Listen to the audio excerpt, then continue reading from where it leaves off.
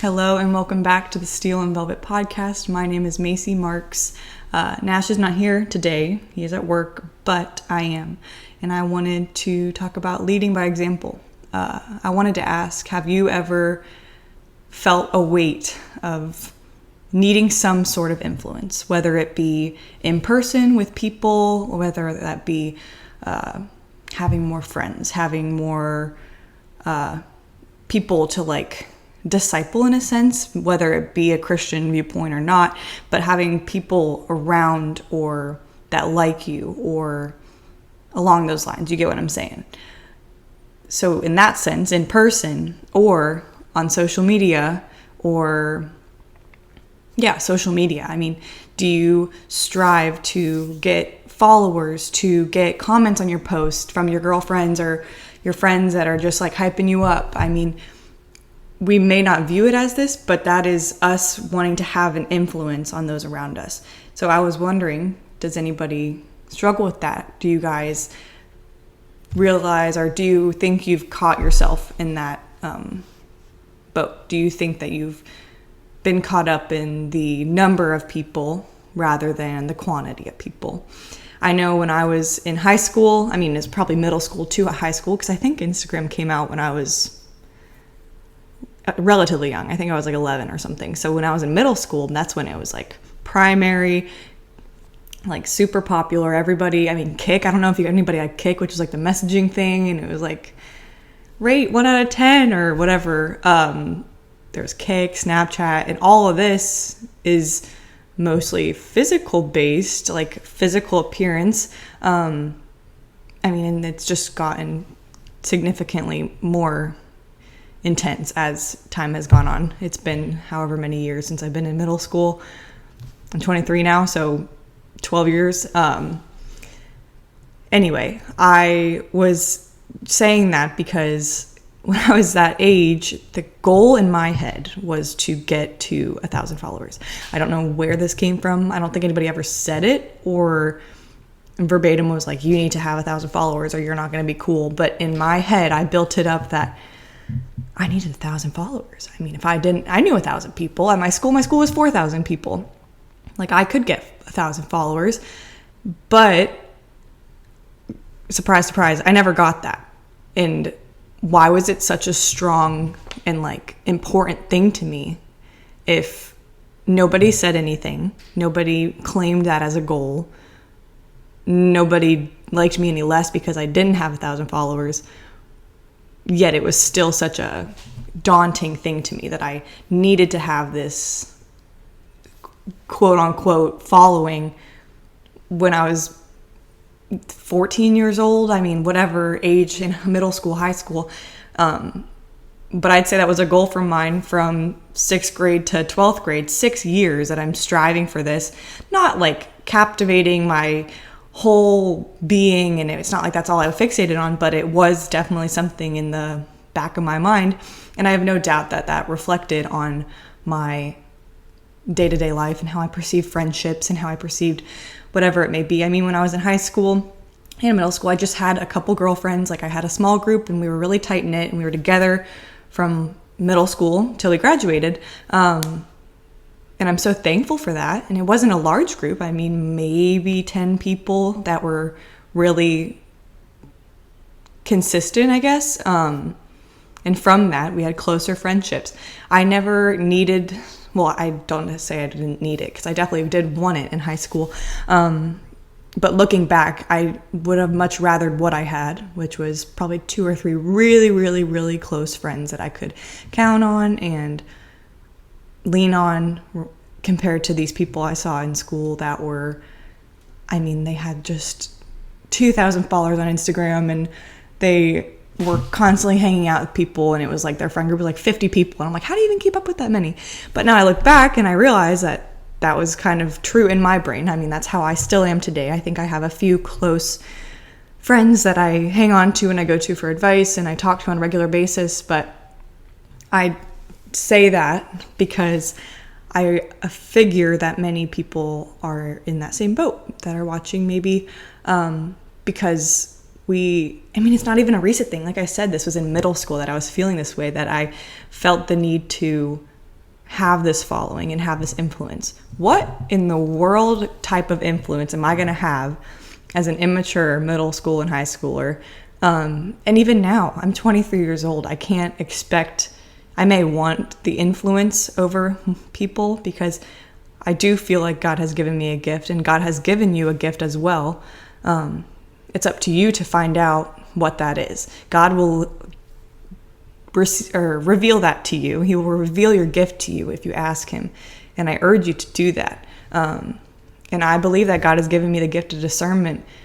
So if I'm not striving to build other people up with that gift, and I just want people to follow me, I mean, what the heck am I doing? That's not what it's about. So today we are focusing on leading by example rather than striving for just influence in general. I say this based on a verse in Luke 16:10. I'm going to read it. It says, if you are faithful in little things, you will be faithful in large ones. But if you are dishonest in little things, you won't be honest with greater responsibilities. Wow. Literally just very convicting for me, because at the time that I'm making this, we have 25 subscribers on YouTube, and I am so thankful. It's crazy to me that 25 people even want to listen. Granted, that's not very many, but I received that number with gratitude that people want to listen to what Nash and I have to say. And our influence is so small right now. We are young and we are newly married, and there's only so much that we can know to pour into people. Do you get what I'm saying? I do believe that we have a gift, and I think that God has given us these 25 people to talk to. And if that's all it is, and that's all that ever comes from it, I am so grateful for that.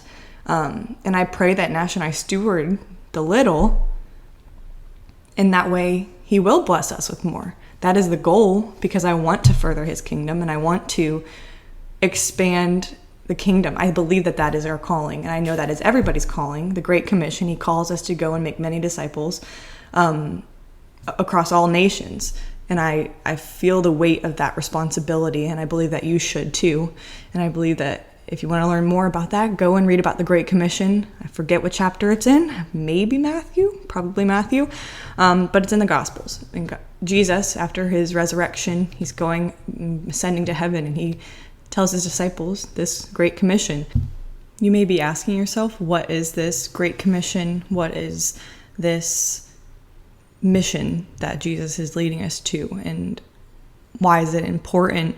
I believe that is why we were sent to earth. I mean, that's why God has given us a life with choices. It is to expand his kingdom, and that's a responsibility that we should not take lightly. Like I said, I mean, I think this verse in Luke is pointing towards that. I think God equips us in many ways to lead us into higher influence. We cannot expect at young ages and immature mentalities to have this big influence just because we want it. If we just want it, like I said, there's nothing good is going to come from that, because all good comes from God. So if we're doing it on our selfish ambition, then that is not to glorify God, and that is not going to glorify God. So I urge you to check your heart. Where do you believe that you are struggling with influence? Are you wanting it? Are you wanting it for yourself? Are you wanting it to build your reputation rather than to further his kingdom? But yeah, like I said, I think Luke talks about this. If we are faithful with the little things, you'll be faithful with the large ones. He's not going to give us something we can't handle. He gives us something little that we can handle to build us up and to give us courage and to give us strength. So that way when he gives us the bigger stuff, that we're able and willing and ready and strong enough to do these great and mighty things for his kingdom. And I say mighty as in just for mighty doesn't mean this big. I may never go and speak on a giant platform in front of thousands of people. Like, I think of passion and the just quantity of people there. I do not believe, I mean, maybe, but I really don't think so, I will be able to go and speak on that. I would be very shocked. But that is mighty, but also getting 100 subscribers on YouTube. That is a mighty influence to me. In my eyes, I believe that if that were the case, if we were ever to get to that number, that would be because of God and because him expanding our influence. He will be expanding our influence, not myself.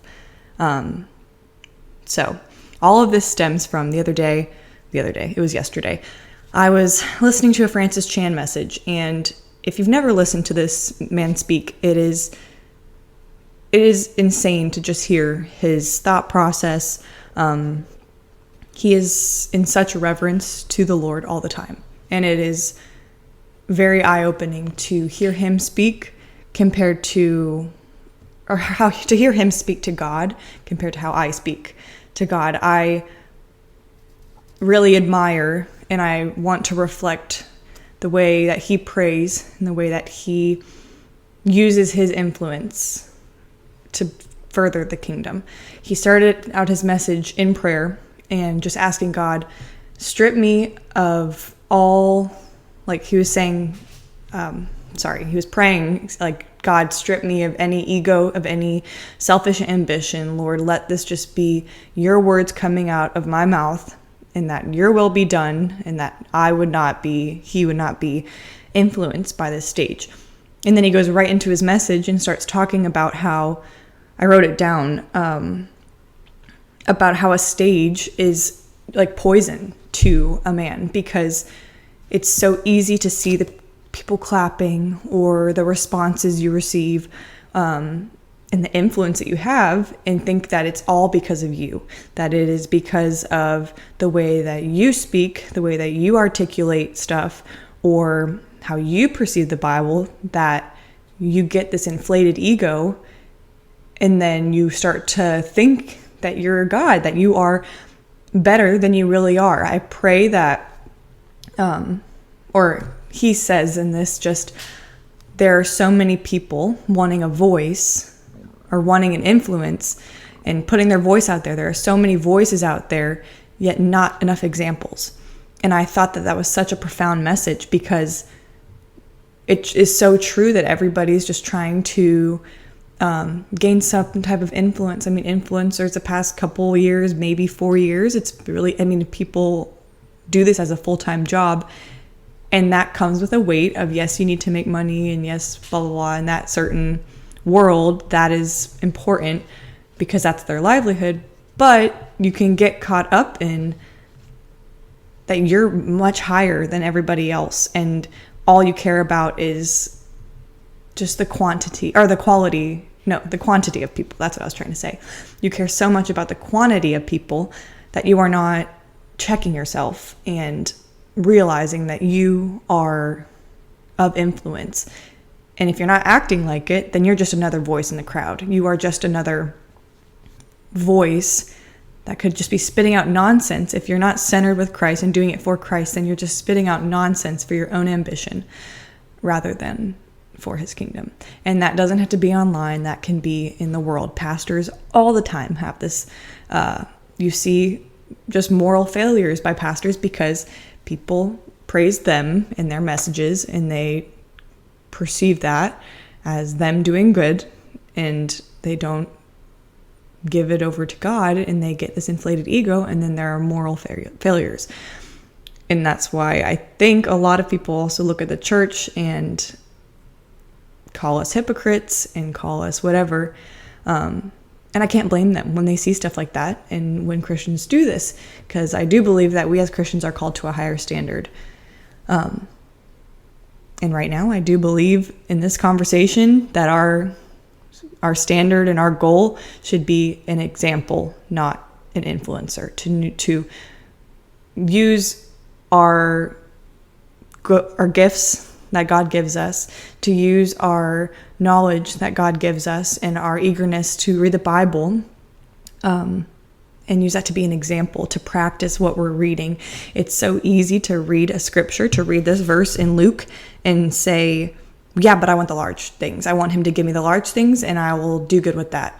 It's so easy to say that, but you need to show and live as though you know it, rather than just wanting all that. Does that make sense? So that is what I had in mind today and what I wanted to talk about, because if nobody's struggling with that, then I apologize, but I know that is something that is very prevalent in my mind. I felt very convicted when I heard this message by Francis Chan, and just his words really stuck out to me of, there are so many voices, yet so little examples, and we need more examples, and I could not agree more. We need more examples of Jesus. If our goal as Christians, and it should be our goal, is to lead others to Christ, they're not going to do that unless they see Christ in us. And our goal is to be more Christ-like every single day. So are you being more Christ-like? Are you every day striving to die to yourself? Are you willing on a day-to-day basis to say no to worldly things, to say no to being spiteful in the way that you speak, in talking negatively about somebody that said something rude to you, of anything? I mean, you know what is good and wrong. You know the difference. So are you going to choose to die to yourself, to die to your sinful nature, and not choose to live in sin, and to choose God, actually, and to strive to be more like him, to have his grace, to have his love, to have his kind nature? Because that's a choice. We are given a choice. So what are you going to choose? Are you going to choose to be kind and courteous and Christ-like, or are you going to choose to sit in that sin and be miserable? Because nothing from that world and from that choice is going to be fulfilling the way that Christ will. And what are you going to do with that choice? Once you decide, are you going to be somebody of influence? Are you going to be striving just for influence? Or are you going to be somebody who strives to be an example to those around you? Because once you do get to be that example to somebody, who knows what he is going to put you in, who knows the responsibilities he is going to give you, the influence he will give you from that, rather than just striving to have the influence right off the bat. So I pray that you take that as an encouragement to live according to his will, choose to live according to his will. I cannot say that enough, but to choose him in your decisions, in your conversations, in your every single day, to choose him, and from that, it'll bleed into other areas of your life. So I encourage you to do that. I pray that this little conversation resonated with you, and I pray that maybe if you want to go listen to that message, you'll get a lot more out of that than you did from this, I bet, because he is a great speaker. But yeah, I hope that everybody has a great week, and we'll see you next week.